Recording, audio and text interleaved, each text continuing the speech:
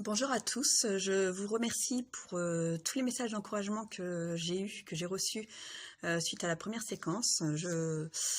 Voilà, je vois que mon but vous parvient, j'arrive à sensibiliser. Donc je vais essayer de continuer ce parcours-là. Donc aujourd'hui on va aborder l'inceste.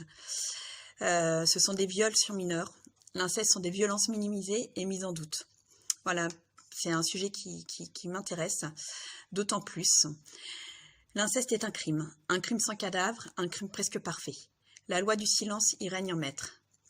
Ne pas entendre, ne pas écouter les paroles des enfants, ne pas considérer les enfants comme des êtres à part entière. La parole de l'enfant est négligée. La négligence est pourtant une forme de maltraitance. Le défenseur des droits a rappelé en novembre 2019 que de ne pas reconnaître les droits de l'enfant est une violence à son égard. Alors parce qu'on n'entend pas l'enfant, parce qu'on ne l'écoute pas, les dossiers sont classés sans suite, les uns après les autres. Cela ne veut pas dire que l'agresseur est innocent, mais qu'il n'y a pas suffisamment d'éléments pour prouver sa culpabilité.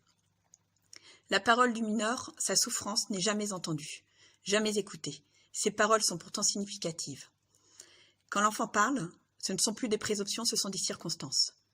Le déni des institutions mure l'enfant au silence et à la violence.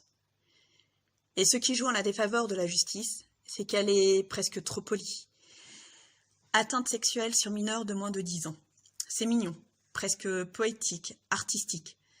Alors que le bite dans le cul d'un enfant, c'est plus clair, non? Vous trouvez pas? Voilà, donc un enfant subit, il parle, il est cru par le parent protecteur, qui croit que la justice va agir et c'est un pas de plus en enfer. Rien n'est fait pour protéger la petite personne légalement. Lorsque les enfants révèlent ce qu'ils ont subi, ils ne sont pas crus. Les mères, généralement, ou le parent sain, sont mis en cause.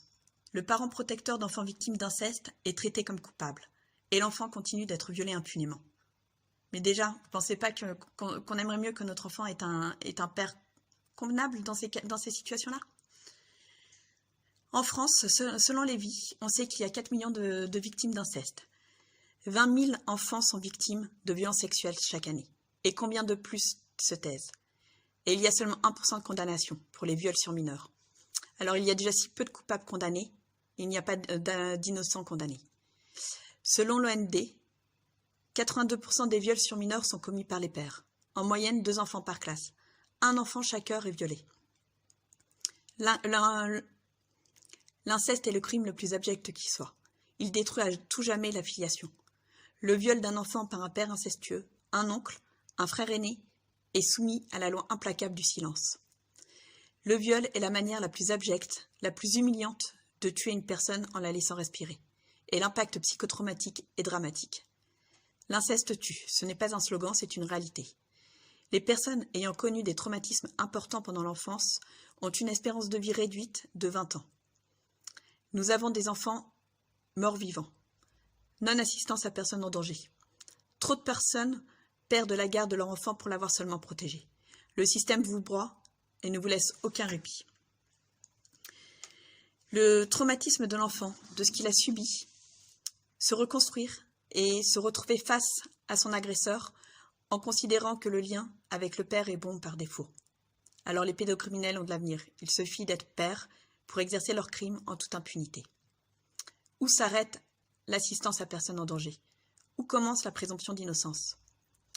Il faut briser l'omerta autour de l'inceste pour enfin protéger nos enfants. Entendons leurs paroles.